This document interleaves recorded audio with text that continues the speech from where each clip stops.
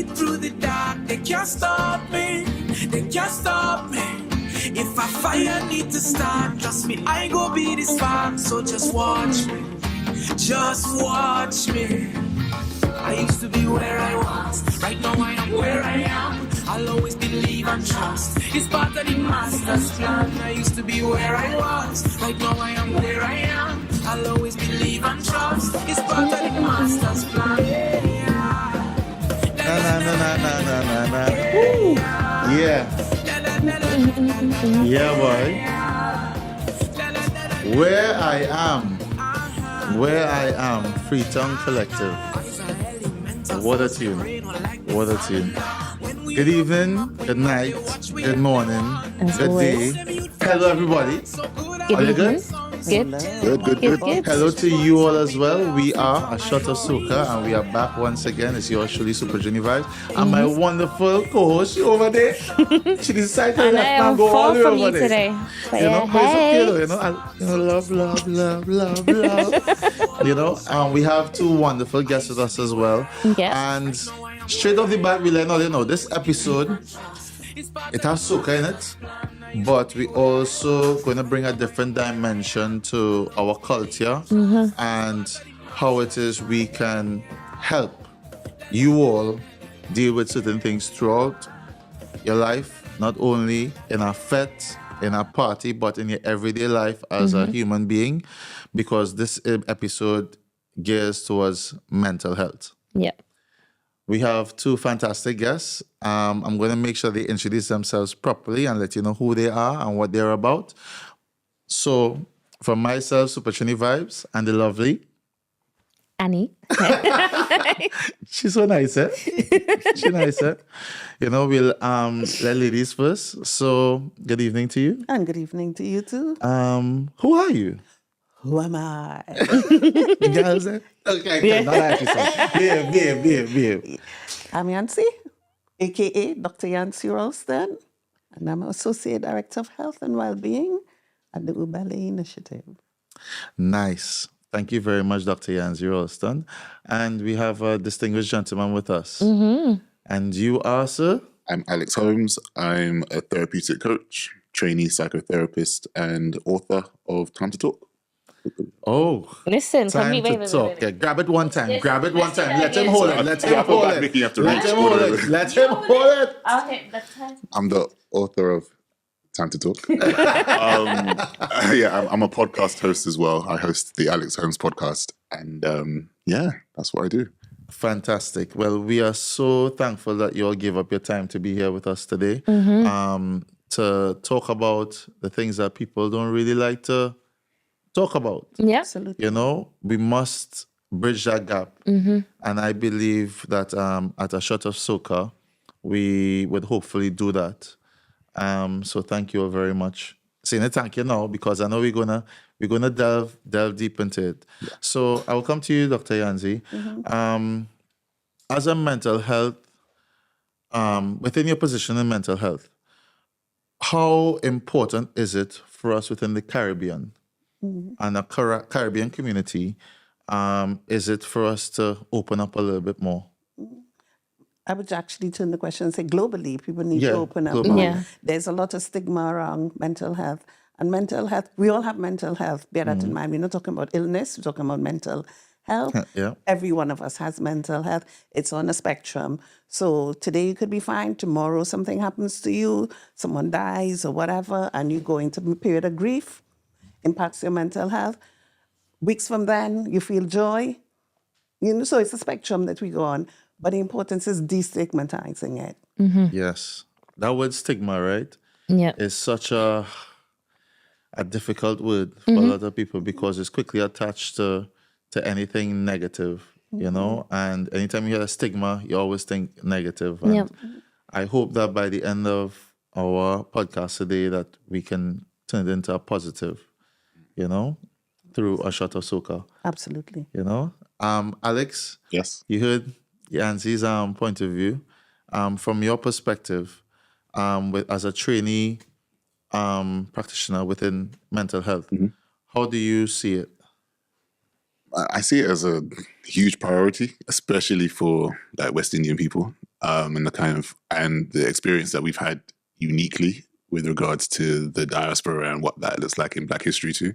So yeah, I think it's one of the biggest priorities we need, but we need it in a very specific way. We need to be able to have these conversations very particularly because, it's not just about sitting down and talking about your problem. Sometimes, it's a lot of unearthing and remembering and stuff that we pushed away. Yes. Through the mud, right? Literally. Just stuff that we pushed away, Literally. we gaslight ourselves into things. Yeah. And man. So there's a lot that goes on within us. And I think that, even just by the virtue of this podcast, we express ourselves through music, through art, through culture, because all the stuff that we're going through, we just put into creation. And that's when it's positively channeled. But also there's that problem of when it's negatively channeled and it's put into places that cause actual harm to communities and to, societies and whatnot. So there's a balance to be had. We need to find a way to help channel it into the positive sides of stuff. Healthy Healthy side, right? Yeah. The healthy side of it. So I feel that we as a society, we quickly close the door when we hear mental health, and then we'll just take a little peep, because we don't want to get the full blast of it coming at us. And from my personal experiences, I would say open the door, yes, because if you don't open the door, you're always going to find yourself wondering if you peep and see enough, or peep and felt enough, or peep and let enough out. Yeah. When the reality is, you always have stuff to let out. You always have stuff to help you, to channel and to get through. So you should just have the door open to give yourself the best possible chance to feel better, to feel good, to feel right. What do you think, Annie? No, I agree. I definitely agree. And I think even in you saying just to feel better, I think it's important just to feel. So many people are afraid to actually sit in whatever emotion it is that they may be feeling, whether it's anger, sadness, happiness. So I think it's important just to feel and not essentially close off parts of ourselves. But I do feel like it's important to have the conversation about mental health in the right spaces. That part. And I think the right spaces, spaces, is the key part. So a right space is not in a party, we know that. No, it's not in the party. No. But a lot of people naturally do that. Can I challenge you on that You can one? go ahead, yeah. A right space is a right space in the moment in time. Because if you're in a party and you're going through something and you find someone you can talk to, it's the right right space space. at the I right like that. time. That is I like true. that. I like when you have That's this true. one. I know. Like Listen. In our community, we contextualize mental health differently. We have a different experience. We have racial trauma, intergenerational trauma, decolonization, imperialism, enslavement. All of those things have impacted on us, right? We in this part of the world now, how did we deal with it back in the day? Storytelling was our way. Yeah. You go to the barber shop, you go to the hairdressers, you're talking your business. business, yeah. And hearing other people's business. But you're learning from true. talking your It's business true. and hearing other people's business. Who's to say that's not the right place? Of course. That is true. Of course. I when you talk about barbershop, right, you learn so many things just by sitting on there when I was growing up, You hear how people would converse with other people, the stories they would tell, and you'd be like, boy, let me not make sure I don't do that when I get old on in life, You learn that kind of stuff because all those things will impact how you channel your life and the way you see things and the way you carry yourself as well, Alex, within your book, right?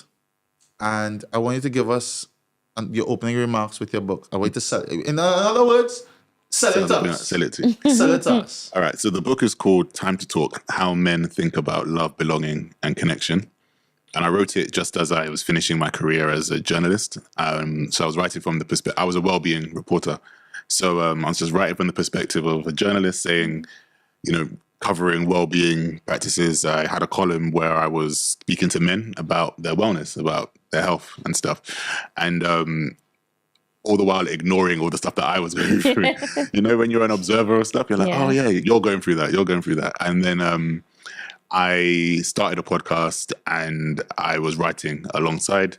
And I was struggling with burnout, with feelings of lack of self-worth. I was feeling I was like one of the only Black people. I was the only black person in my organization, so it was a lot of stress. And you got that burden, like I'm the first to graduate, I'm the first to get a professional job, I'm the first. You know what I mean? It's that kind of generational pressure, you know, that you have. And then as a man, you're like, okay, cool. Should I even be feeling these feelings? Who can I talk to? I'm not supposed to talk to anybody about it, because when you do bring these things up, they're kind of pushed away, you're dismissed, you're told, oh, you know, you're not feeling that, or yeah, just suck it up, or, you know, or the age-old man up thing. Yeah. So you just kind of bolt it down there, lock it away, and you continue. But, you know, when you keep filling up something that doesn't have the capacity to hold everything, it just starts to leak out. Something gives. So then I started noticing things.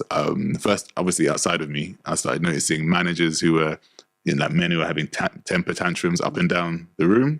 I just think, why are they acting like that? It's so childish and whatnot.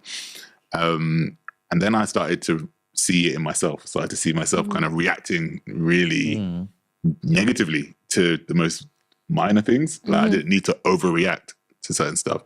And that was just like the beginning. So I started to have all this pressure building up in me until I had this really hard mental health experience at work. I kind of had a breakdown. I had a panic attack. I had to leave the room. I had to leave the whole newsroom and get talked down by my friend. He called me. Luckily, he called me because I was just kind of losing it internally there. And he talked me down. And it was then I realized that that this is just not a good environment for my whole nervous system. For me, I'm not managing this well. My body started to show me the symptoms of what I was going through before my mind started to show me all these things. So then I left journalism because I was like I went to different papers and I was like, it's this one. This is the problem. Went to the next thing. Oh no, this is the problem. And I thought, you know, it's the industry. Let me just leave. And then I went away, and then that's when I started writing the stuff, my experiences, started the conversations I had with men who had suffered domestic violence or who had experienced narcissistic abuse, or they, had struggled with feelings of low self-worth, lack of self-love, all these different things, parental stuff that they were going through. And I started kind of putting it all down into the book, and then I was asked to write it, like to put it together in a book. Yeah. And then the pandemic happened.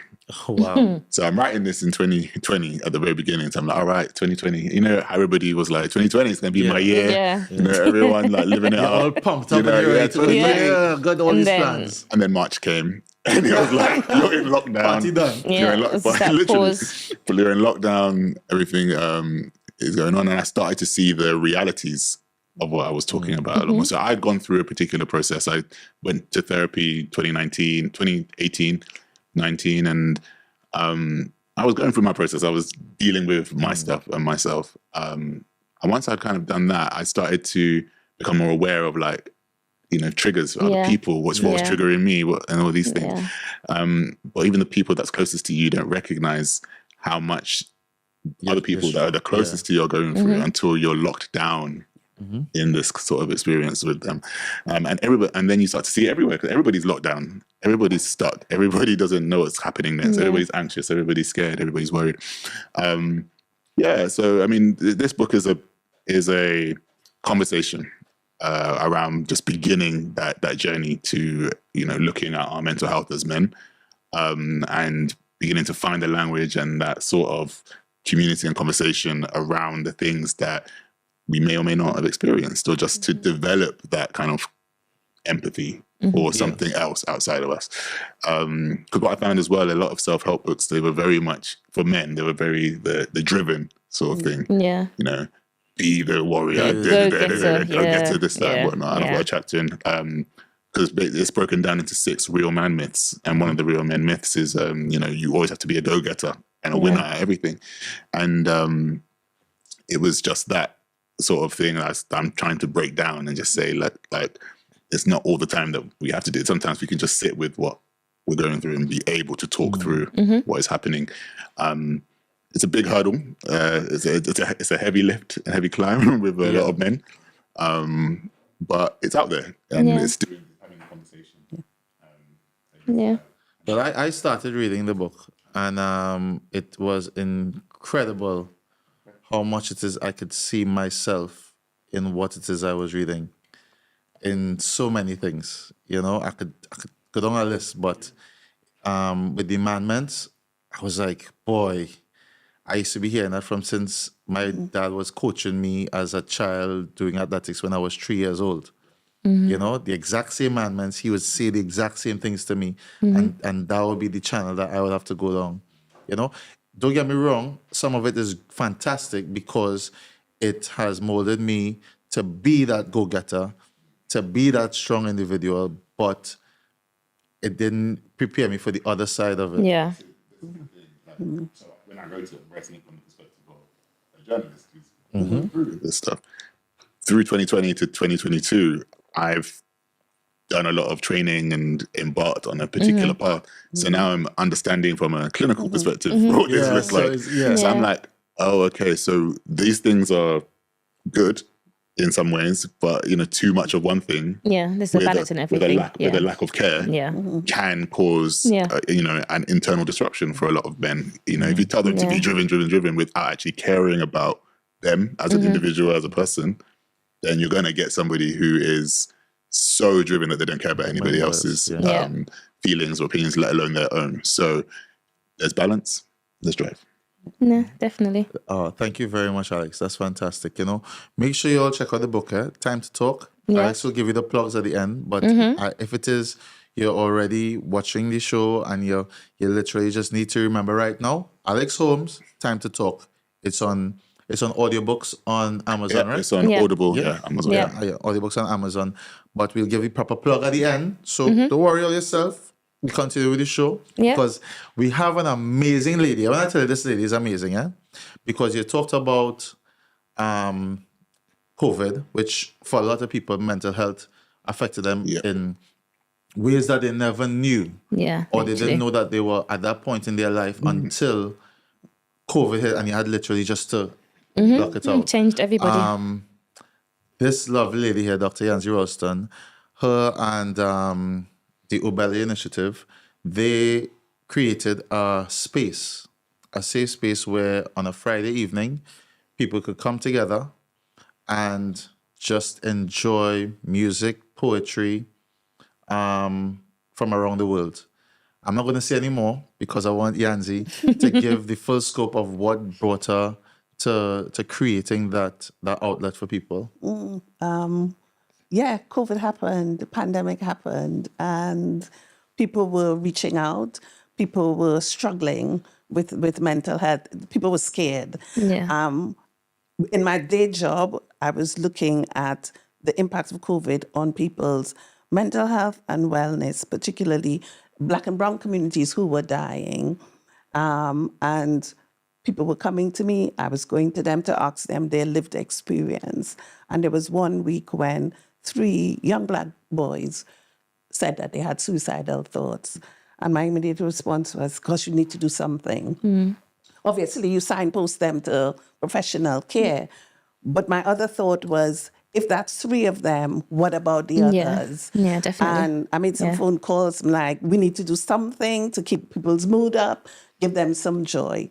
And we did. We started Ugivehope Fridays. On a Friday, we decided we would, Kevin was our DJ, so for 2 hours, we said 7 till 9 on a Friday, poetry, spoken Yansie, word. they don't know my government name on here. You don't know, what's your name? They don't know Super my Trini. they don't know my so Super government name on Trini. You're lucky I didn't call you by your real name. You understand? Hey. But yeah, we had the DJ, we had music, and, David Rudder came and he did something for us virtually. We had lots of people. Actually, we had people from 31 countries around the world performing. Nice. So On not Zoom. just then, Yeah. on It's Zoom. amazing. What a time to be alive. Just It- when you think about it, just Yeah. the And stuff it that was happened. Great, Yeah, because it's it was amazing. helping people's mental health. Sometimes we had audiences, only 20 people.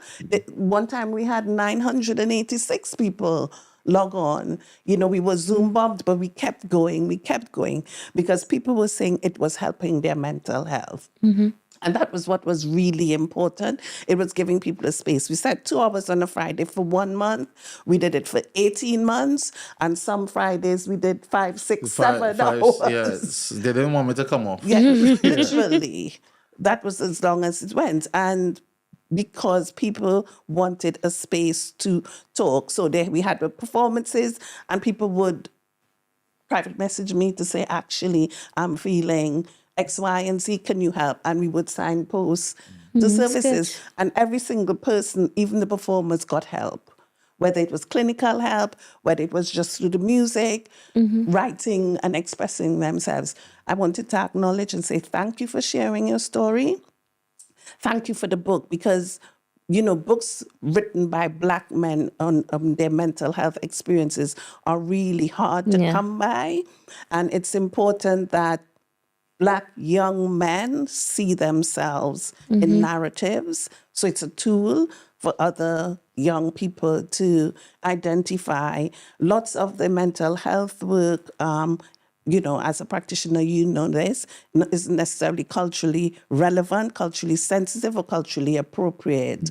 Yeah. And we use the kind of the Western model, the white model. So I just want to acknowledge again, thank you for writing a book, A Black Man's Story. Yeah, thank you. Thank you. Thank you for saying like that. a raise your roof moment right there, boy. Thank you. Yeah, fantastic. Sorry, I had to free it up a little bit. Annie, from hearing both sides of this, right? We always have the conversations, and your personal journey through pandemic and stuff like that. If you want to share one experience within that, where it is you had to support the people around you, or you felt supported within your mental health journey, but an overview. This is a safe space. And because I definitely want to, just be real with everybody so that they don't think that it's just being sugar-coated and we're just going around it, No. Because I feel that we need to let them know that it's okay, it's all right. We can't, in terms of normalizing mental health, it should be normalized, but normalized in the right direction,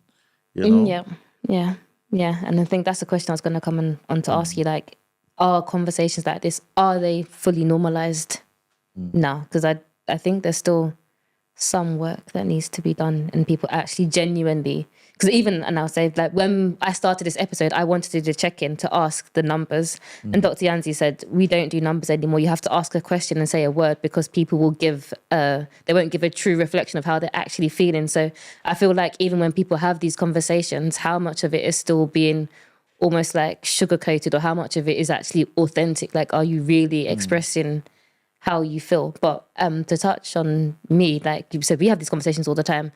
Lockdown was very, very, very interesting for me. I went into it, I knew I had certain things that I needed to deal with, but having time by myself, completely by myself, was very, very, very difficult. I have flatmates, don't get me wrong, but I wasn't in a family environment. So even though I have people that I live with and they're my friends, they still kind of somewhat felt like a stranger, not that someone that I would really feel comfortable to confide how I was truly feeling with. So it was just me and my cats. Everybody knows it's me and my cats. And so I struggled. I really, really struggled. Before that, I realized that I was somebody who was always out, almost running away from my problems. I was always outside.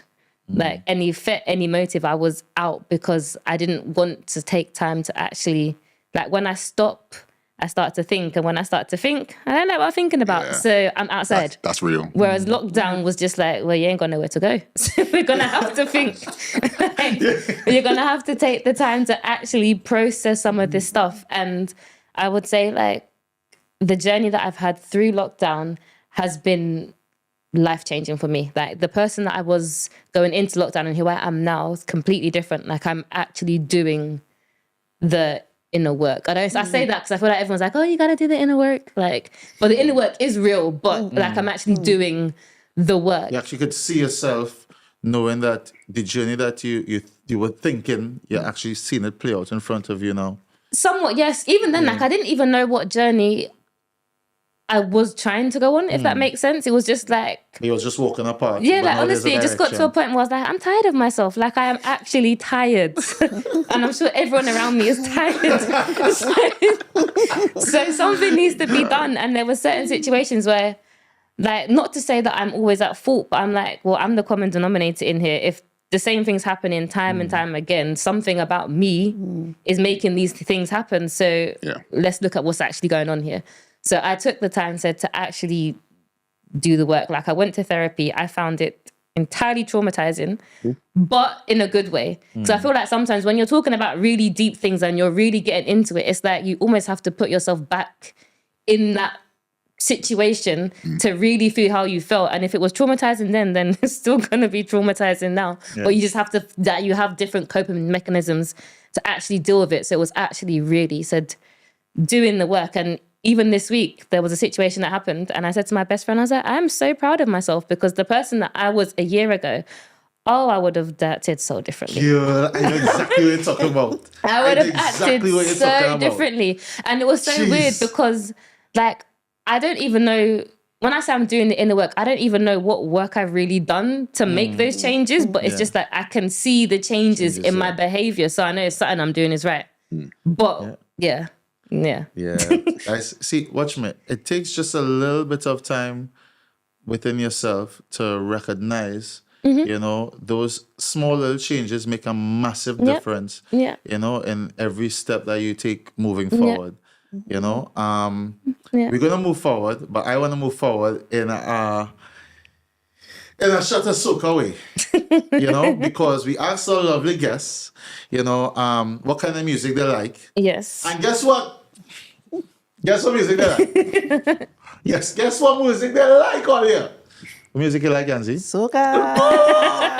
Alex? Soca. So we asked them to give us 2 songs, you know, that they like, that makes them feel good, you know. And we're gonna start with Alex. We're gonna start with your tune, right? Okay. Shall we just play it? Yeah. If you want to sing, you can sing it. Listen, I'm always singing. I'm sure they're tired of my voice. I'll be there with the truth. Because I can't sing either. Just make sure you push the mic back so you can't. I got vocals for days. Oh my goodness. So, you know, we're gonna start with Alex's tune. A shot of soca. We're keeping it real, but we're sprinkling a little bit of the culture on top of it. Of course, always. Boom. Our producer is a number 1 selector. Selector! Listen, big Drop the DJ. tune. Big DJ now.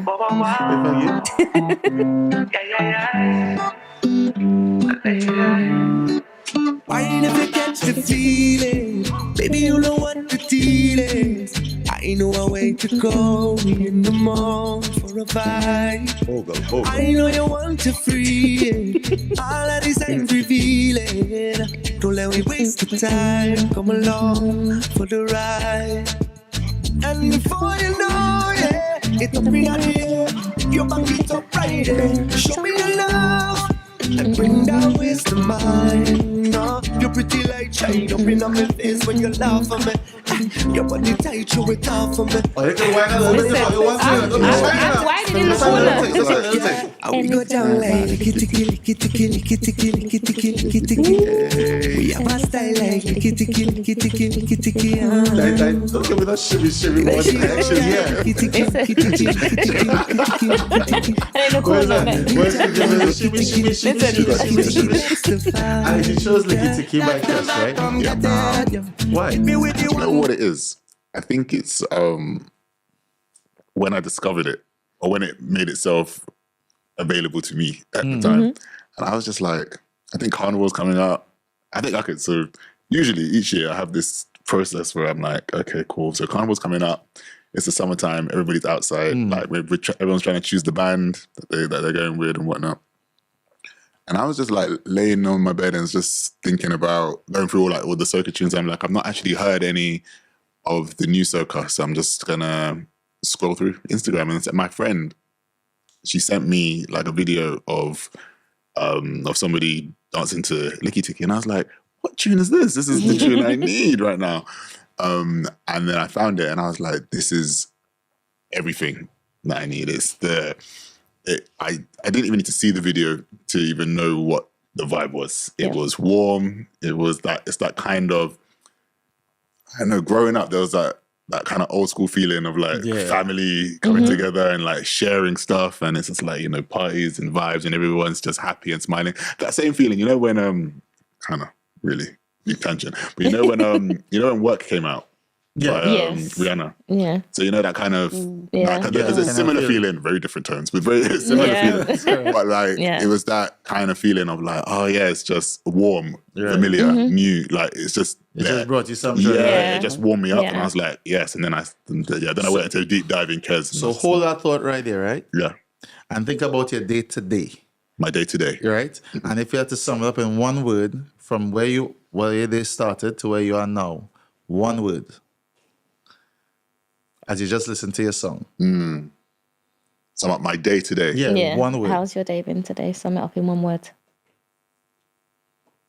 Ooh. Calm. My day has been a calm day. Nice. I can't lie to you. Like literally, it's been the most level day. Nice. Not too many emails, not too many calls, not too much, like, you know what I mean? It's just a perfect balance. Right. Yeah. Nice. Yeah, man. Well, we like that, Alex. Thank you very much for sharing that. But your competition though, because to have an next question that somebody else selects. You understand? So we're going tune for tune here with Kes, I guess. You understand? It's not a bad problem to have. To be fair. We'll let it, run it, selector, run it.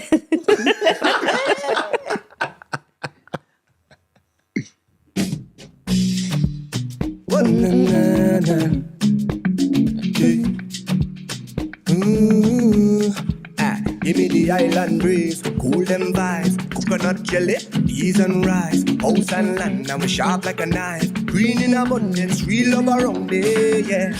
You want to know where we coming from? Say you want come look for me, yeah. If you're willing to have some fun, I will keep you company. Move that way, come girl, blunder right by me. Squeeze that tight, make it trip down the Sing it. Said that's never stopped me. I'm still singing in the phone. Tell me how it right on the sweet, so it's been a while, yeah. Oh yeah, since we've been a vibe, yeah. Oh yeah, hey, yo, so we with it.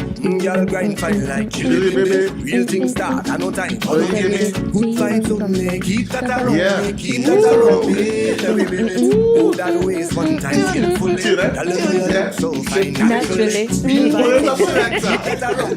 Oh man, Yansie, cool and nice. Listen, you can tell.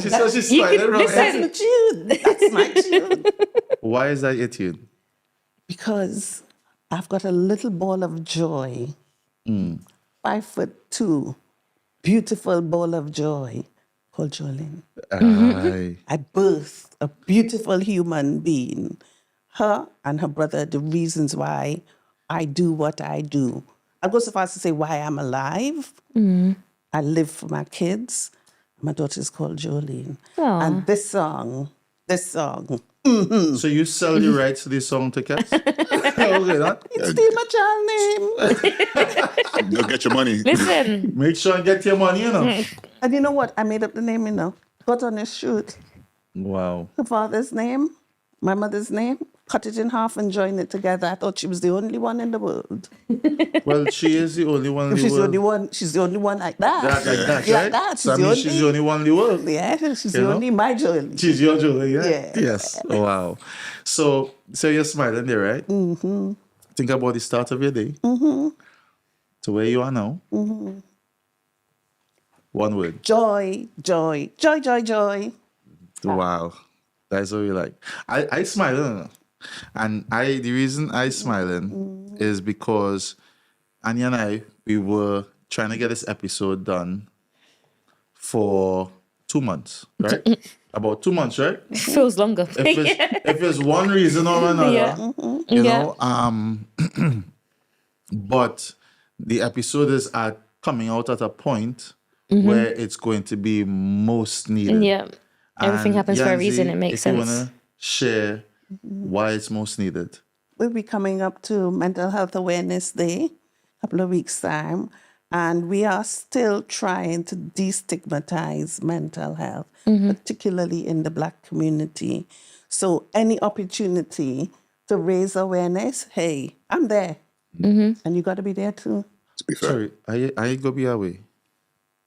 You ever heard of Zoom? Yeah, I zoom in away. I zoom in away earlier. You know, I'm coming back though. I'm coming back. You know, so within Ubele Initiative, I mean, I know you are a very busy lady. That's why it was difficult over the 2 months now. She real busy, yeah?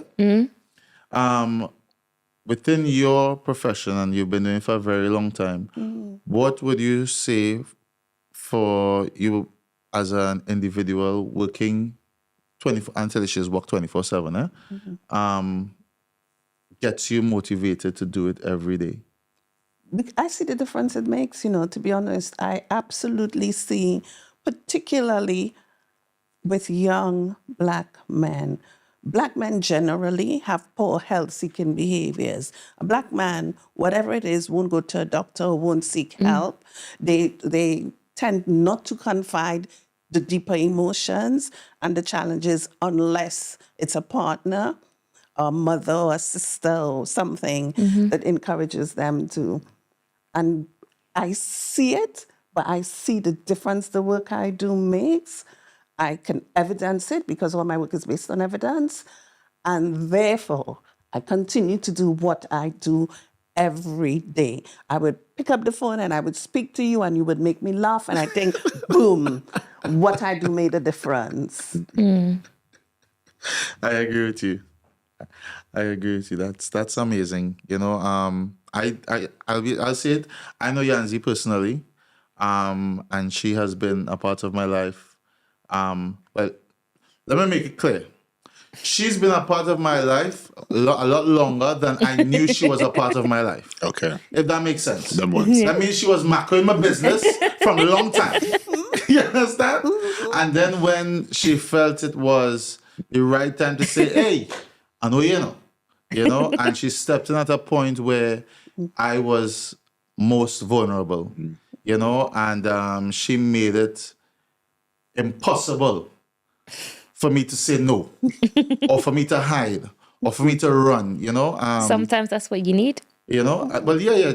In other words, you say you get jacked up in a corner. You understand? I get jacked up in a corner, you know, but it was a safe space. It was a safe corner. You know? And I will always say to her, you know, I am so blessed and thankful for her input in my life moving forward to where I am today, where it is we have this platform that we can share. Alex can share his experiences and his emotions, and you can do the same thing. You know, we should have gotten the producer as well to come and sit on the chair as well, and that's what we should have done, right? But it's okay. Next time we go hold you.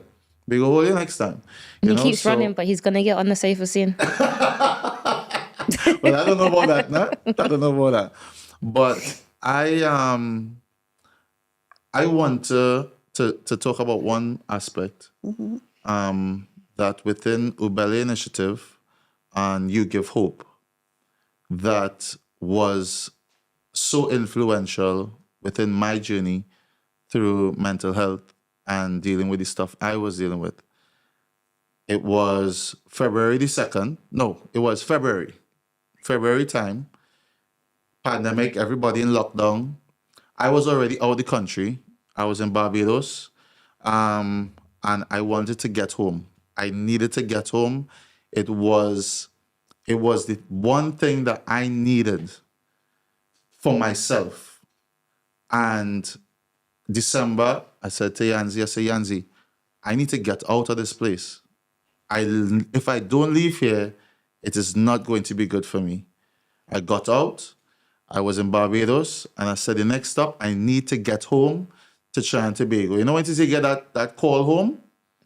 Like, it was so strong that was the only thing I knew that would make me feel or get me to a point where it is I can breathe, because I was suffocating.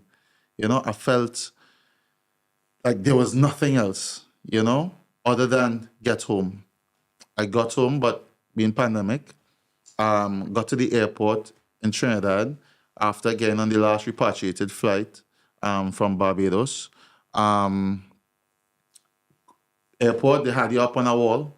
You know, they had, because the whole plane had to go into quarantine, right? So we all went into quarantine and we were all there, and there's about 40 people lining up, you know, and everybody's talking to everybody. Just so happened my aunt is on the same plane, you know, who I haven't seen in donkey years, you understand? But I recognized her just by her eyes. Because everybody wearing a mask. Yeah. You understand me? But I just see this person and they say, that person look like my mother. No, it's not my mother. It had to be my aunt, you know? But fast forward, it was coming around the time of my birthday. And I was still doing Ugivehope. From wherever I was, every Friday we'd be doing Ugivehope. In quarantine, we were able to walk around sometimes with a mask, sometimes without a mask, you know? And there were some amazing singers, 2 amazing singers that was on the same flight and in quarantine with us. And they would sing every night until about 11 o'clock in the night. You could hear them singing outside in the yard, you know? And I was like, I want to get these people to perform on Ugivehope while I'm in quarantine in Trinidad. You know, because it would just bring everybody together who is coming home for their family, who's coming home or who's dealt with so much trying to get from whatever part of the world to try and get back to Trinidad. You know, I felt that it would bring everybody a sense of joy and belonging. And it was also my birthday. So then it was so crazy. I said, Yansie, I've got these amazing singers. We're going to have the show this Friday. They're going to perform. They performed, and it was fantastic. And I mean, it was fantastic. But it didn't stop there. Now everybody knew my birthday was coming up, and we were in we were in quarantine, right? They said, we're going to have a party. You're going to hook up your song system, because I always walk everywhere with my music. So you're going to hook up your music, right? And everybody's going to come downstairs. Everybody's going to dress up, and everybody's going to look good in quarantine. Oh, that's nice. I'm talking about, it was amazing. So I was upstairs in the daytime. My friends, they brought me bus up shot and thing, you know. That's friendship. Like serious. That's friendship. Like, I mean, serious. They say, because they called me and said, boy, what you want to eat for your birthday? Because you had to get food from outside brought in. You know, I say, well, you know what? I want bus up shot. So that is what I get with a solo. Yeah, big up solo. You understand me? With a solo. You know, and the the amazing thing is, right? Everybody came downstairs. We had a fantastic time. It was fantastic. I felt so privileged that everybody wanted to use my day to celebrate life, celebrate living, celebrating something that was just meaningful to them in their own way. But it didn't even stop there. Because the very next day, I'm upstairs and it's like, you got to come downstairs, super, you got to come downstairs. I'm like, why? So I walked into the place where all the food was always being served. There was balloons up. Aww. There was 2 cakes on the table. It's like, oh, one of the guests got you 2 cakes to celebrate your birthday, to make sure that everybody can have a slice of that love, and how it is you brought everybody together doing Ugivehope, and how it is you're able to just sit down there with your music and have everybody enjoying themselves and bringing everybody together. It broke me down to a very simple place of, this is why I'm here. This is what brings me joy, by sharing the love for my culture, sharing myself in that positive light, you know? And I wanted to share that with you all, as well as everybody on the podcast, that what brings you joy is the most paramount thing, the most powerful tool you have to get through life. You could have as much money, you could have as much fame, you could have as much fortune, and it could be fortune in so many other ways. But if it is you're not doing the things that you love and what brings you joy, go find it. Go find it and just keep nurturing it, because it is so important for us, especially in the world that we're living in now, where you must grab onto that happiness. So Annie, I want you to ask me the question that I ask everybody about from the start of my day to where I am now, how I feel. And ask me already. Super. I have a question to ask you. Yeah, what is that, Annie? What question is that? So, from the start of your day into how you feeling until now, how are you feeling? How has your day been? Oh my goodness. Happy. Good. No, you know what? Okay, so just rewind. Fulfilled. You know? Slightly more powerful than just happy. Yeah, fulfilled. And fulfillment from knowing that we can see amazing things happening within our community, and we have the right people that's driving, you know, the positive messages that we need through our community. Yep. And for you, I will say that, and for you bringing all of us here together, because I wouldn't be here without you, Annie, as well as Carib Culture and My Red Studios. I wouldn't be able to be here. And a shot of Soca. And all of you as well. Don't worry, I love all you too. Don't worry, we love all you. You know? But I'm fulfilled. You know? Love that. Yeah. Shouldn't we play your song? Oh gosh. It should have said that after your song. No. I ain't ready. Nah, we ain't going there yet. We ain't going there yet. Where we it going? Should be. Is it my song? It's my song. All right, we can See, play it. I thought so. We can play it. There we go. We can play it. You know, my song is woo. My song. Selector. Woo. This tune.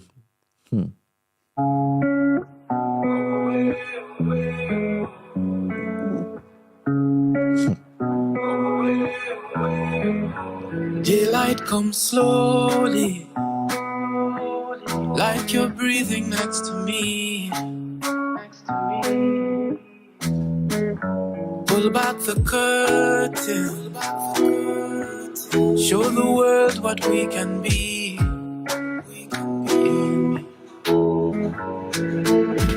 Raise me up higher, I'll touch the sky, never be the same.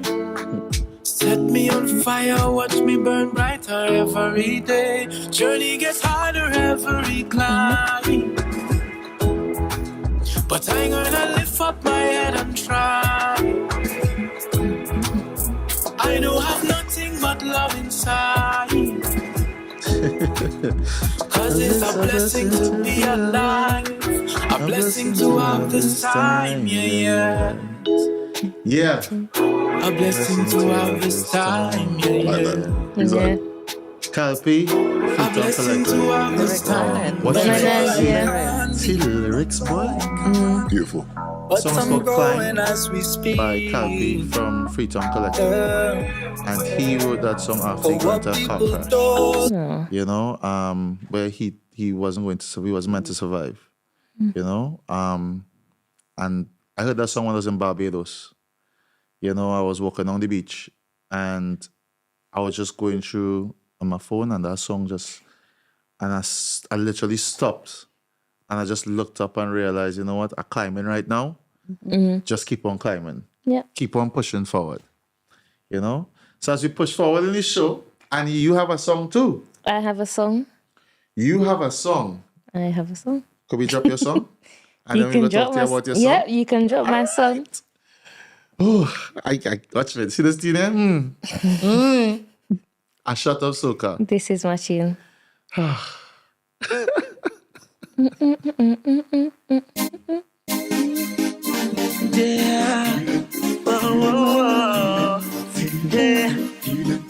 Yeah. No. Yeah. Oh. Me not living until me I'm done. I'm not tipping until me I'm gone. I'm gonna drink from sun up to sundown. I don't care if the rain I come down. I'm feeling. With a bunch in 3-0 brandy and some Johnny Walker. Pick up our drinkers in at this place right now. I got one and I got a wine while I'm drinking some fire water. Energy got me feeling so high. And I'm feeling nice, and I feel so high, The rhythm is have a vibe. I feel so alive. I'm going out of my mind, but it feels alright. Me not living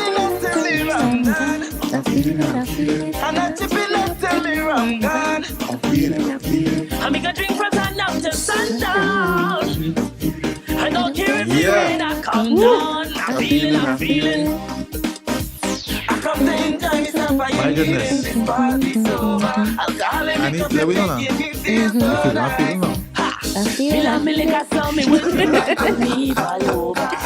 Brandy and makeup all night. Why you feeling?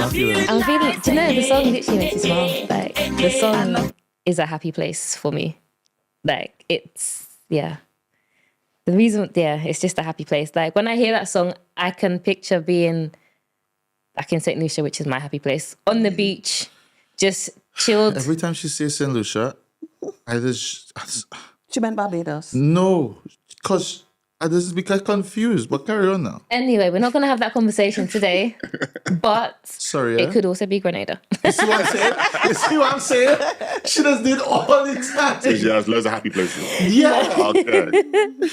No, well, Your St. heart's in Lucia's St. home. Lucia. Your heart's in St. My Lucia. heart is 100% in St. Lucia. But no, the song just reminds me of just being back home on the beach. Like I can literally just hear the waves crashing, like just chilled, peaceful, calm. Like no matter what is going on around me, it's weird. Like I can just hear the music and the sea, and I can feel the sun beating down on me. It's just, it's a happy place. Like whenever I'm feeling low, I can play that song and I will just be ear to ear. Like, literally.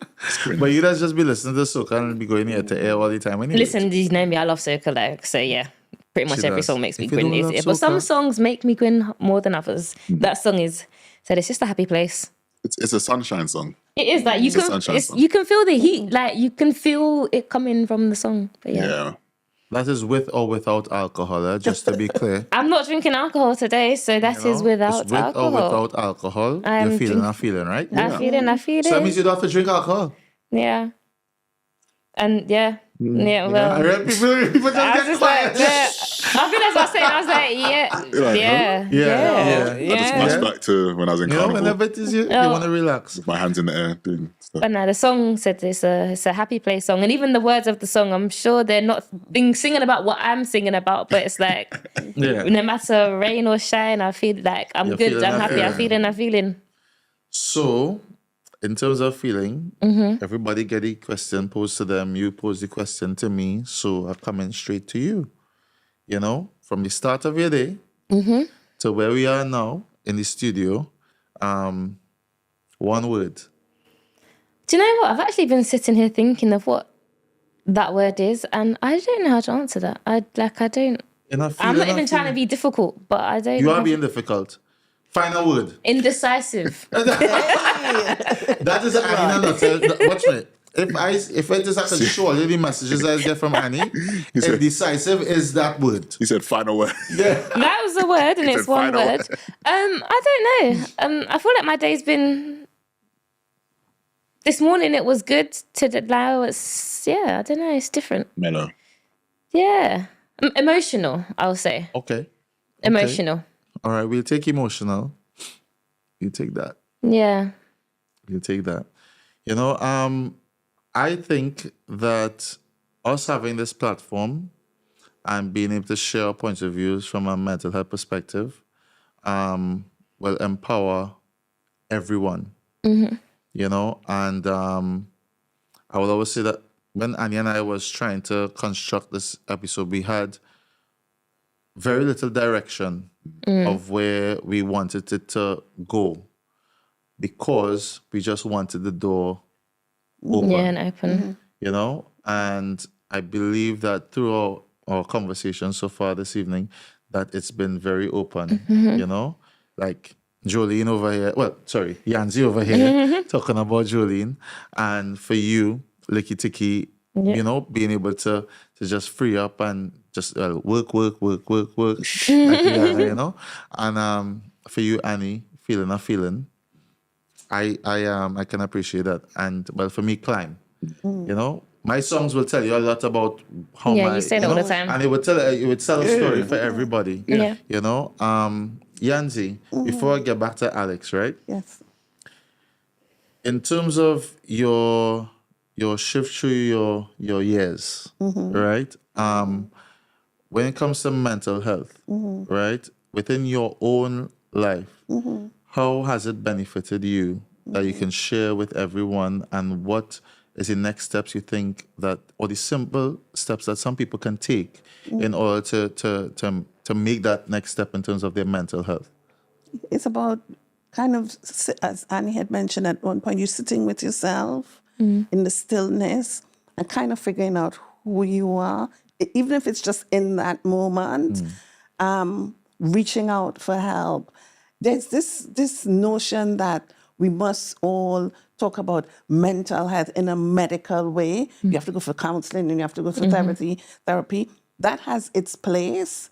But actually, if you can find moments of joy, boom, you're good. Because as I said, mental health is a spectrum. You find one day and then the other days when you're not feeling the best. But if in that time you find moments of joy, I mean, a lot of my life has been rubbish, I'm gonna lie.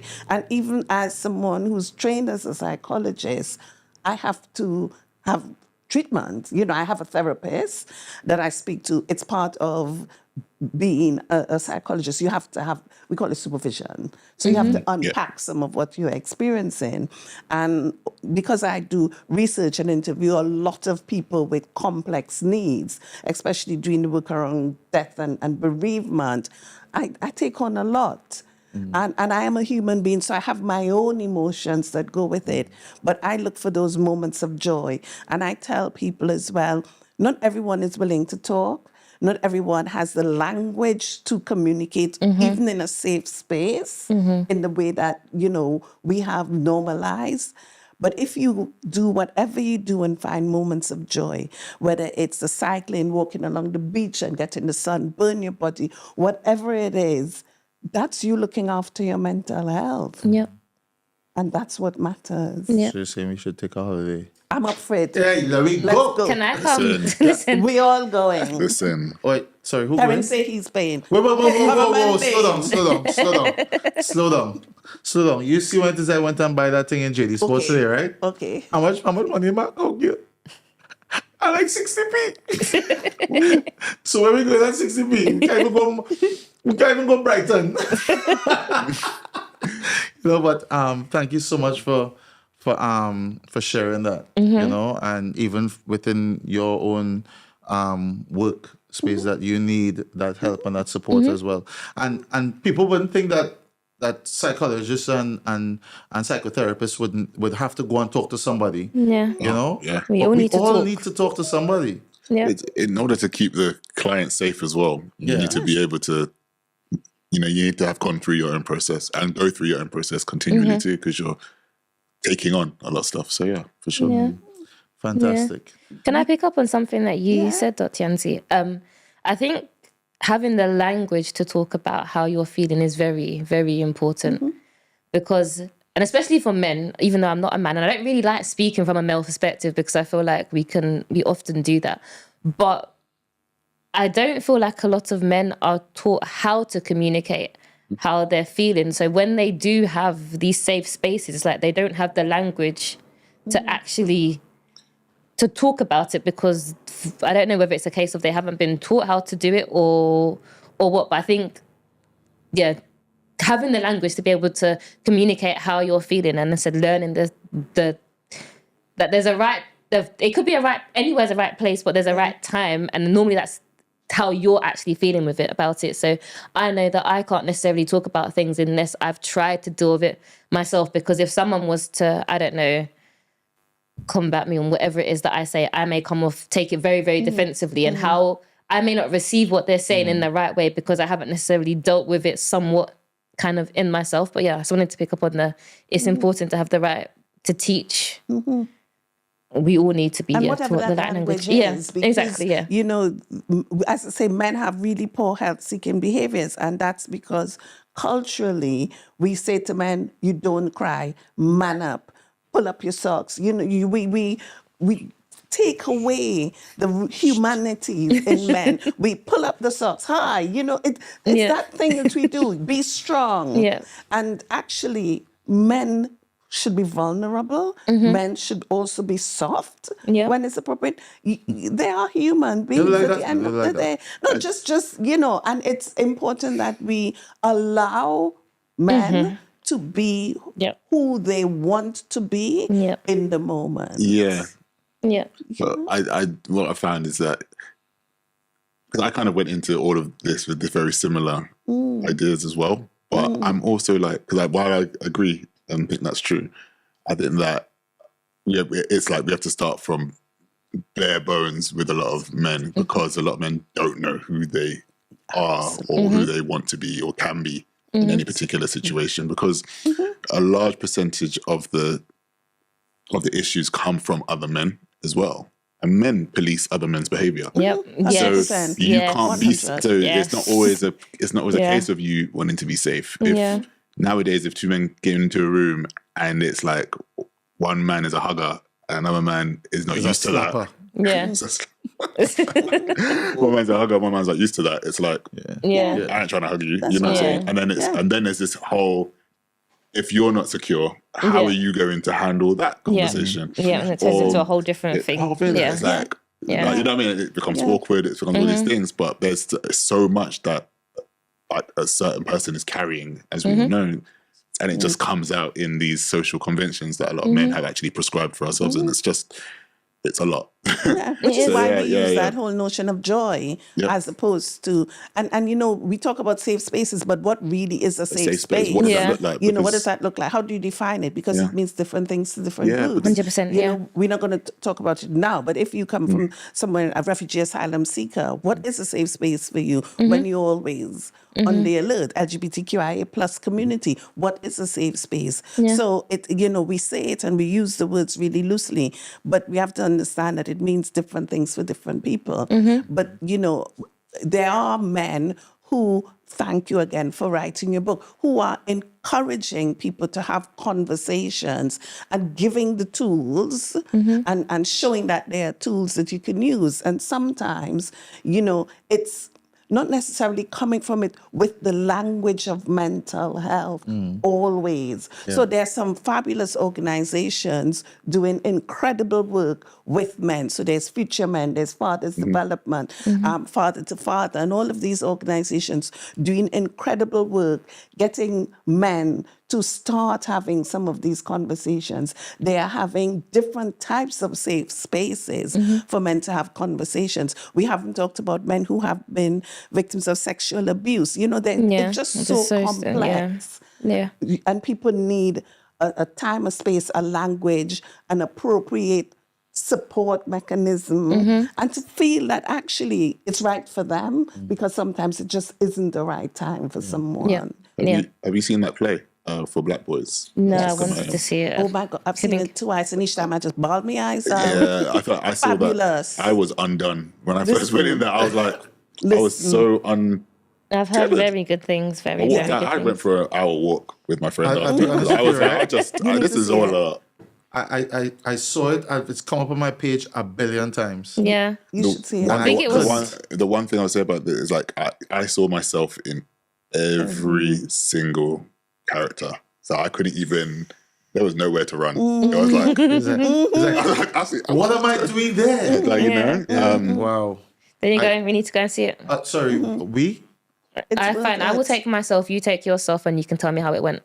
Why you have to be like that? Because I tried to include you, and I said we, and he's like, sorry, I'll take you.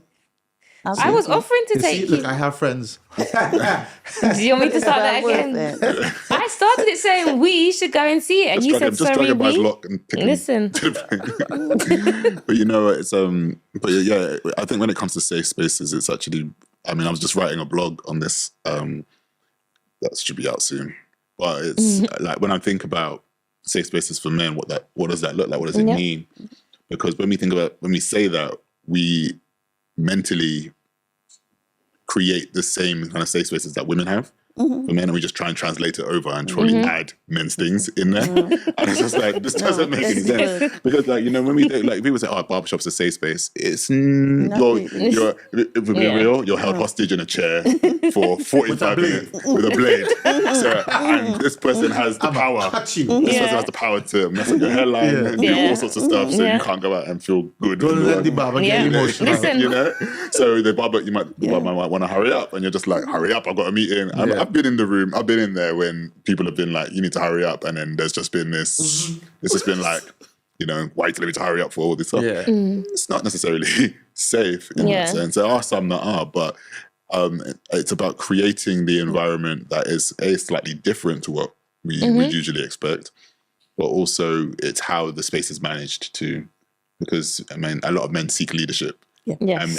And a lot of men need to step into that space of saying, look, this is the space I'm creating, this is what it is. And I'm establishing the rules now from this point onwards, and we're not tolerating X, Y, and Z. This is what we're coming to do.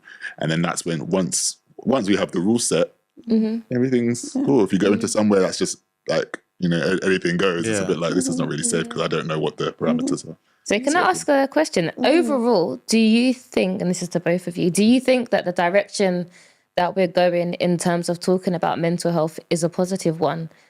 And I ask that because you see it all the time, and with posts where people say, everyone's so soft now, everyone's so emotional with caring about people's mental health almost too much, because we have to be careful with how you say this, and people are being policed on their language and stuff like that. So do you feel that the direction said that we're traveling in terms of how we deal with, protect, look after our mental health, and how we have those discussions is positive? But it is positive because people are talking and people are seeking help, and people are actually saying, like you said, you seeing a difference in your behavior. So yes, absolutely, that's positive. But there's also, it's so complex when you look at it, because we're looking at racial trauma and all of these things that we haven't started to even touch the surface of racial trauma really in how we're dealing with it. So things are getting better, but there's still a lot of work to do. But when you have spaces where people are coming away saying, we feel better.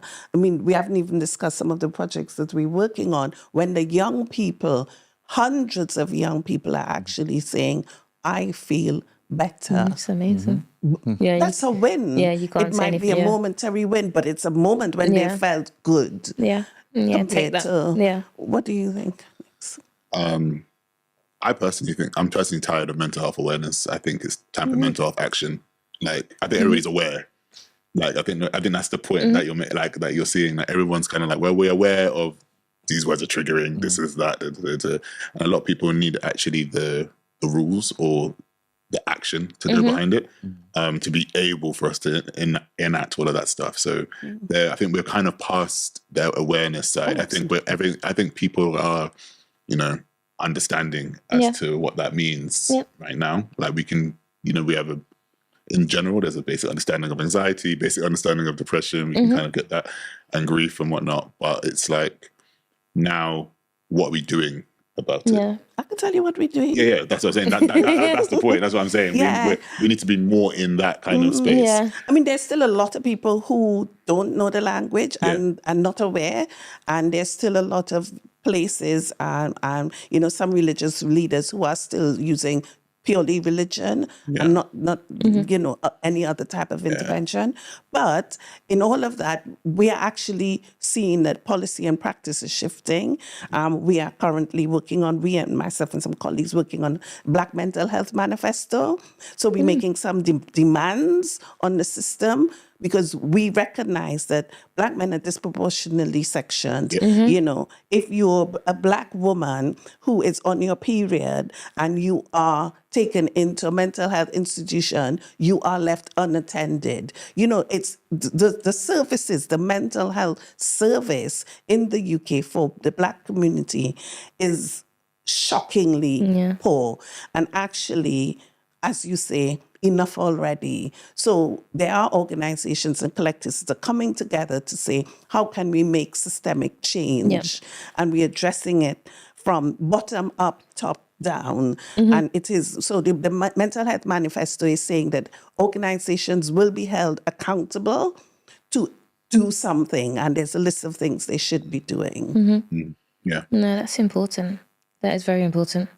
And it's good to hear that these things are actually like change. I guess it's somewhat of it. It will probably take a while for people to implement all of these changes, but it's the work's being done. Oh, absolutely. And people There's are committed mental to health it. policy happening in the prison system, mental health reform happening just across the board. The all-party parliamentary group on mental health, you know, it's people are being held accountable. The all-party parliamentary group on bereavement, you know, enough has happened, and it's like, okay, what are you going to do about the Black people who are bereaved? So in there, they did their research. We supported the research because they were not getting Black voices. They now have Black voices, and therefore the system will cater for the Black community and not just one community. So it's happening here, there, bits and pieces, even within the school system. But change is going to happen. But we have to actually drive that change. Yes. Yeah. I'm just sat here in awe, you know, about the brilliant minds that, you know, but we're privileged to have share that scope of mental health awareness, as well as mental health. Is it what they use? Action. Yeah. No. You know, and we are Shot of Soca. We really believe in supporting the community and the wider diaspora as well, in every way that we can. Definitely. Bringing joy, as you can see on my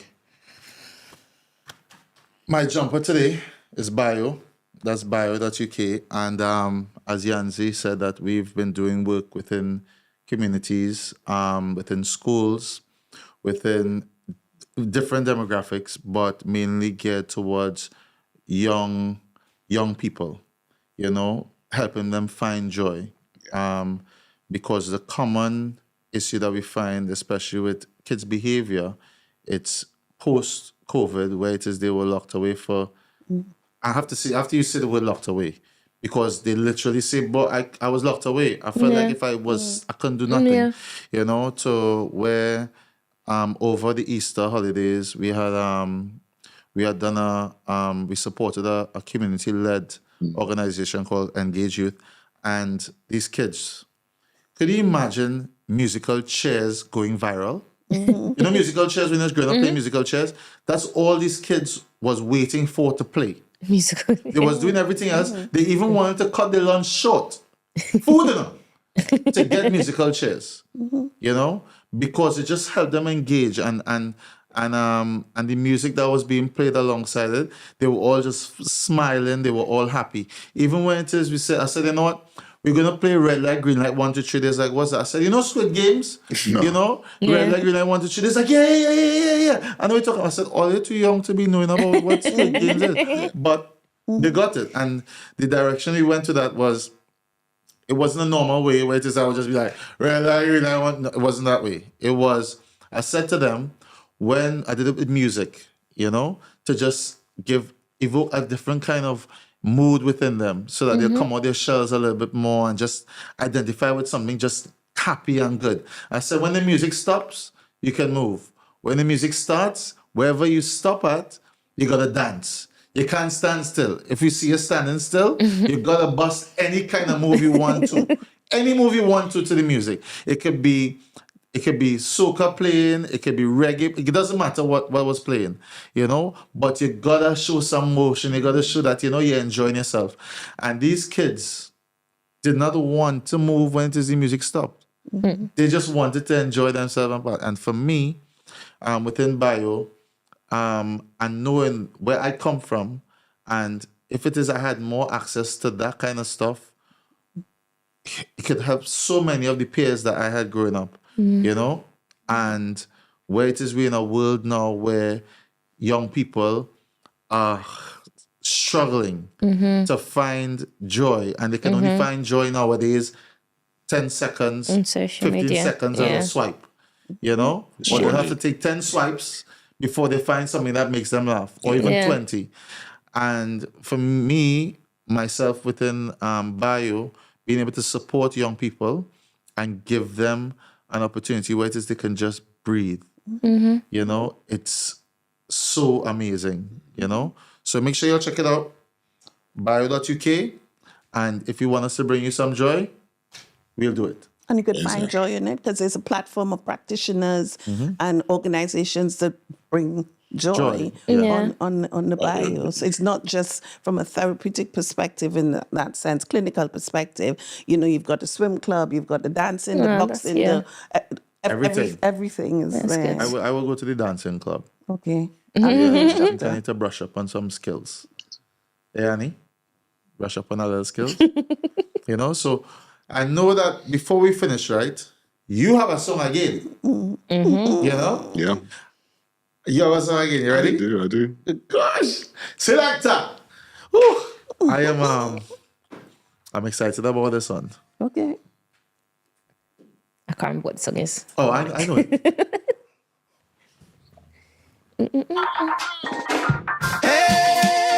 Hey, we don't care if them like it.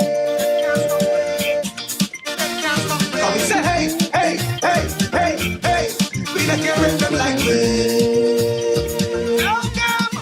We live in a world where haters be full of bad mind and hate. For sure, that can't bother me. I don't give a damn if you don't like me. Say God. I like myself. Hold up. Selector, wheel it. One more time from the top, please. Really liking yourself, aren't you? Oh, you mean? But you get money, pull up? Hold on. Oh, now I'm 60p. Oh, you're 60p. Hey, we don't care if them like it. Oh, my goodness. Say hey, hey, hey, hey, hey. We don't care if them like it. We live in a world where haters be full of bad mind and envy. For sure, that can't bother me. I don't give a damn if you don't like me. I like myself. Real bad. I like myself. It's like the back drinking rum. Now get stupid and dumb. Sweet little lady wants some fun. I don't want sex without the condom. I like myself. Real bad. I like myself. I like myself.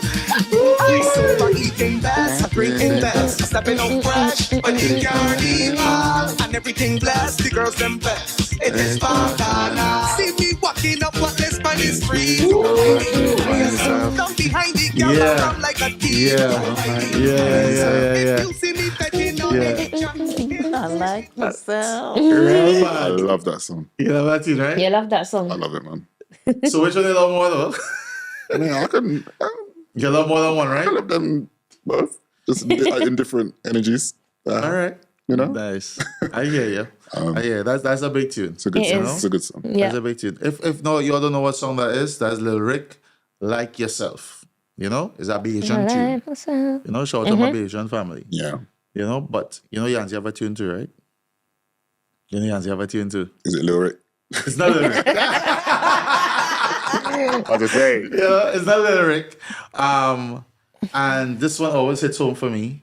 And this song was played on our last podcast. Make sure you check out our our last podcast as well. Selector. Tune.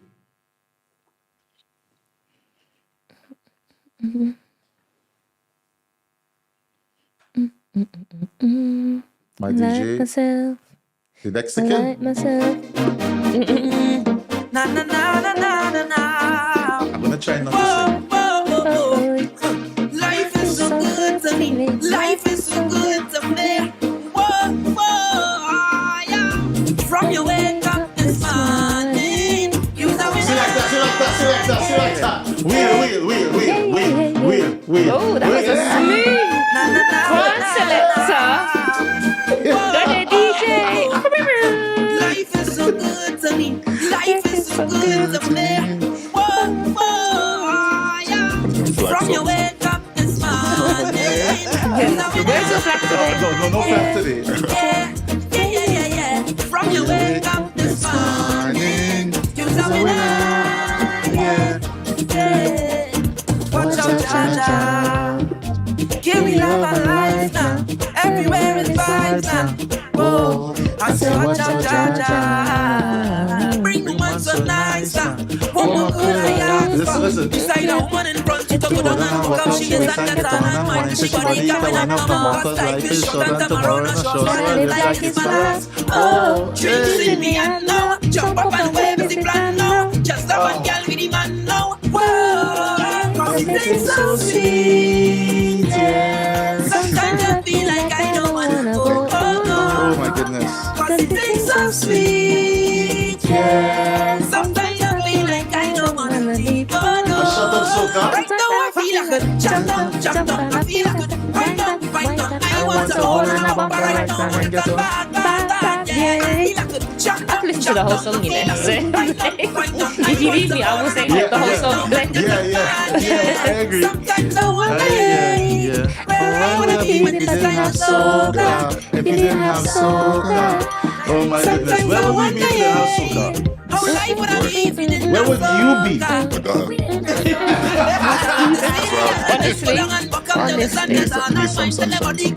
Honestly. What does Soca do for you? Like it's ballast. Drinks in me and now jump up and dance the plan now. Just have a girl with the man now. Whoa, cause it You know, tastes so but sweet. before we come back to you with that Sometimes whole I joy feel and like Soca I don't wanna joy, go. Oh no. Yansie, Cause it tastes why so does sweet. that song bring you joy? Sometimes I feel like I don't wanna leave. Oh no. Carnival. I'm a carnivalist. I was born into carnival, and that song just takes me just there, you know, right there with a big flag. Yeah. You know the thing, Yeah, isn't man. it? Oh gosh, yeah, that's it. Joy in my heart. With your rum cup. Flag there. Yeah. Son, you know, son. I fed with Yansie, yeah? I have a fed with Yansie. Sorry, oops. And all you feel, she can't fet, she could fet. Fet. Jump up. Wave up. That's the only thing I can say about that. You know? What happens in Trinidad stays See, in well, Trinidad. you know what? That's why I said we was in a fet. You know, we enjoy ourselves and thing. You know, all you know, I love that song. And you know that is... Yeah. That is So I between. was singing word for word. That song, it just hits. Hits. I don't even know where it hits, but it hits somewhere and I like it. It hits somewhere and I It like hits it. somewhere and I like it. It I don't hits know what so... I mean. Ancestral. Honestly, Inside it. like I say it so many times, there's so many soca songs to me that are just spiritual. Like you just, that's one. So, and you know, when we was getting our guests together for this podcast, right? We had a very unique experience with one of our guests. You know what I'm talking about? Nope, but I'm gonna say You sure you're not sure what it is I'm talking about? That a fella that was macroing with business now. Before, you know? And then he was like, Annie, hello, Annie. My name is Alex. Oh, yes, I'm with you now. Okay, yes. You know? There was a fella named Alex, right? Yeah, I think that's That's his what name. you tell me his name was Alex, right? I don't know. He said he wanted to be here. He saw a shot of Soca and he felt this was a safe space for him to come and share his story. You know? Yep. Share his, Yep.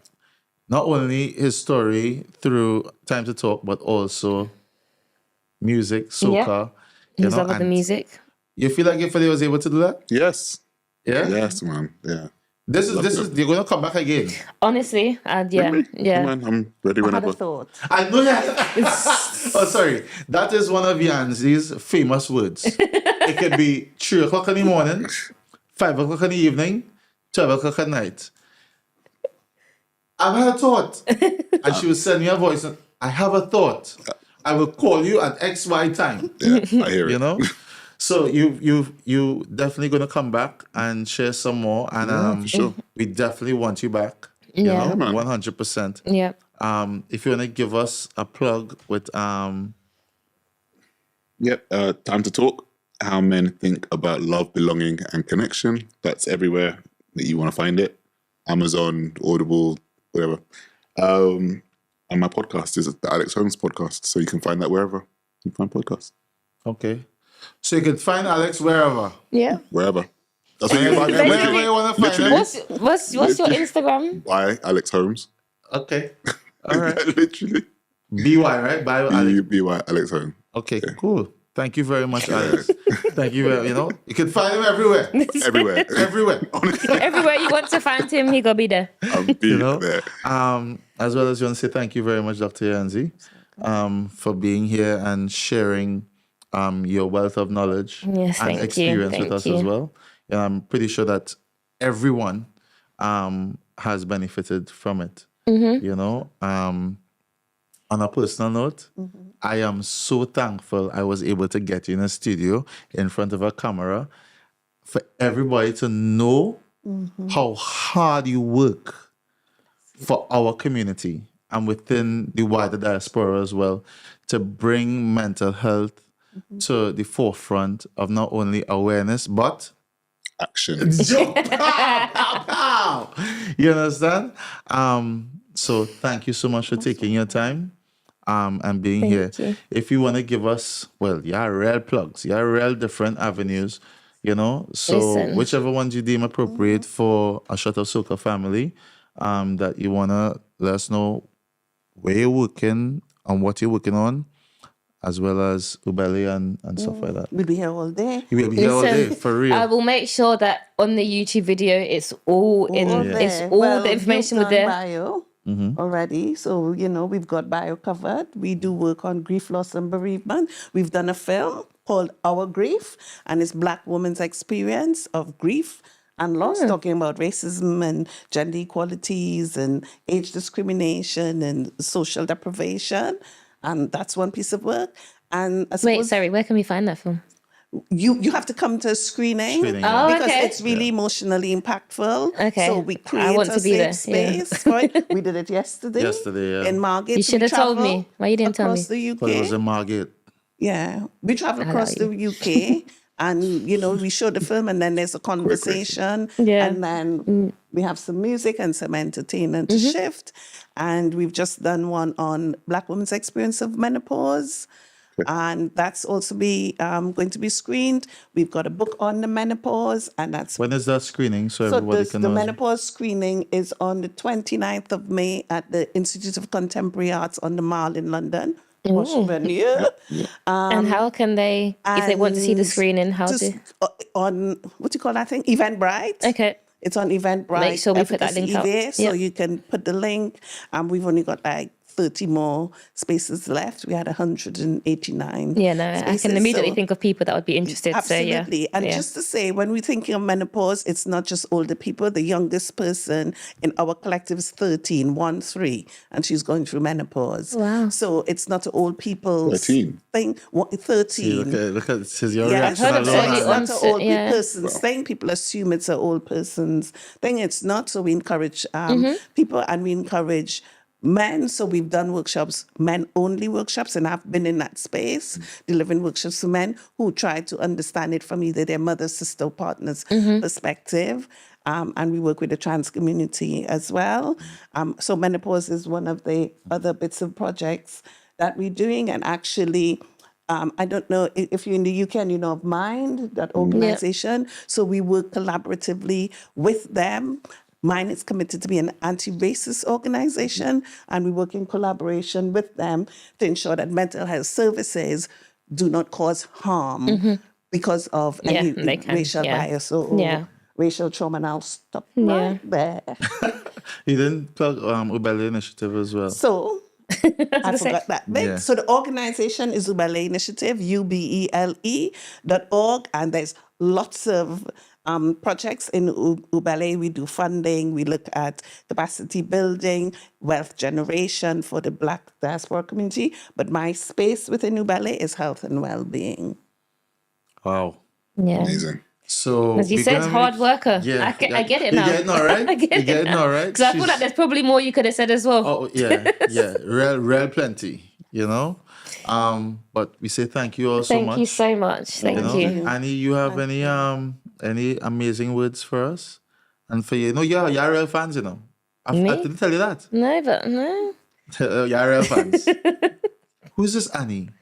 You know, she's always so nice and well put together. They don't know me, that's why I'm joking. The producer laughed. You're both laughing a bit too much. Now you're laughing even more. Good to see. What would I say on this topic? Do you know what? I think I would just say that mental health, dealing with your mental health can be extremely challenging. As I said, it can almost be re-traumatizing actually trying to do the work. But once you have done the work, trust me, it's all worth it. Like, it's genuinely all worth it. You may not feel it when you're going through it because it can be incredibly difficult, but just take time with yourself. Be kind to yourself. The same, I guess, grace that you extend to others, you have to extend that to yourself, and just be gentle with yourself and work through the process. And it's okay to be vulnerable. Like, I say it all the time, I'm so comfortable sitting in my vulnerability. You know me, I'll cry at a drop of a hat. Like, I can think of something sad and I'll be crying in 10 minutes, well, 10 seconds probably. But yeah, like, I am so comfortable being vulnerable now. And it's taken me a long time to kind of be okay with that. Because some people can use that as a weakness. Some people can see it as a flaw in you, but it's not. Like, we are all very different. We are all very unique. We are all amazing, genuinely amazing. And you said, find that little piece of joy in yourself, tap into you, spend some time with yourself, get to learn to truly understand yourself. And yeah, like, who knows how far you can truly come. Thank you, Annie. I wasn't talking to you directly. You're just in there. I don't know, but you know, but yeah, thank you so much, Annie. Thank you know, my wonderful co-host. You know, and I believe that this episode will peel back a few layers in the way people view our lives. You know, because obviously we've done how many episodes? 13 or 14 episodes? 14. Where it's just Soca or talking about a current topic or talking about, you know, some bacchanal about something with somebody, somewhere, whining on somebody. Yeah. Or something that like they that. should or should not have been whining Or they on. should or should not, you know? And yeah, but it's important to talk about the real things. This moment in time where we can unpack a little bit, you know, the things that matter a lot in our lives, in our daily lives, and the way that we choose to move forward. You know, and I always say it, for me, it's not about going around in a circle anymore. It's about moving forward. I picture myself on a train that has a never-ending track going forward. People will hop on, people will hop off. If they hop on again later on down the line, they may hop on for a very different reason. But the most important thing is that you are on that train. You are the driver of that train. You are the person that's responsible for your own safety and well-being on that train, on that journey. And that's the paramount thing about it. And you're going to your destination. And I'm going to my destination. Not what someone else may want my destination to be, but what I choose my destination to be. And for myself personally, that's the journey I'm on, even more so now. I've been given a hard knock that has shifted me to where it is I drive in that train, and the hat I'm wearing is not a normal train driver hat. Mine have super train hat. Totally kitted out. You understand? And I am so grateful and thankful and even fulfilled that I have this platform that I can share, you know, the positives of doing the hard work, the positives of recognizing where it is you weren't or aren't 100%, and you may never even get to 100%. But once it is you continue to put in that work within yourself, knowing that it's for positive, and that it's going to bring you joy, and it's also going to fulfill other people's lives and benefit other people in a positive way, those things will only have you driving that train in the right direction every day that you wake up. Full speed. So, take your time with the full speed. You have to slow down sometimes. You have a bend. You have a little bend sometimes. You have to slow down before Safety first, but you know? So we are at a Shot of Soca. Say thank you very much for being thank here. you both. Alex and Yansie. Yes. Amazing. Thank you for having me. Thank you. You're welcome. Thank you. You know, Thank you. we have one song to finish off, and I feel, well, I chose it. I was being a little selfish today, right? That's was fine, real 'cause I selfish. always choose the I was song. real selfish. I'll be honest. I was selfish, but I feel that the song that we're gonna finish on would resonate with everybody when they've watched this podcast in its entirety. It would resonate with them, and just you could just sit back and just let the music play. Tune. May your heart find peace anywhere you come from. Coulda up, you coulda down. Blessings on my nation. Ooh. Wow. Oh, yeah. Oh, yeah. This city can't hold me. My vibe's too high. And my heart it told me jump right now, you will touch the sky.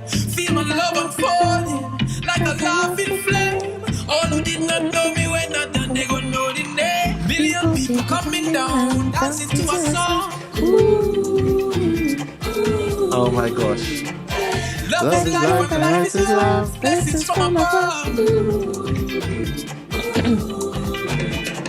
Can you feel the love that's in the air? Well, if you feel it, let me hear you say, dancing, moving. Ah, yes.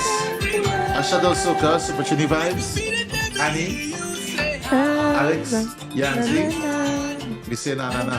We out. Bye bye. Love.